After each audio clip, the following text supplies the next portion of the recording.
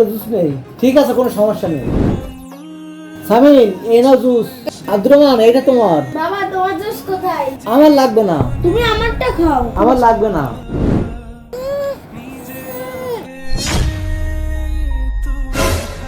বাবা এই জুসে তো গন্ধ। কই দেখি, এটা ঠিকই আছে। বাবা তুমি একটু খেয়ে দেখো।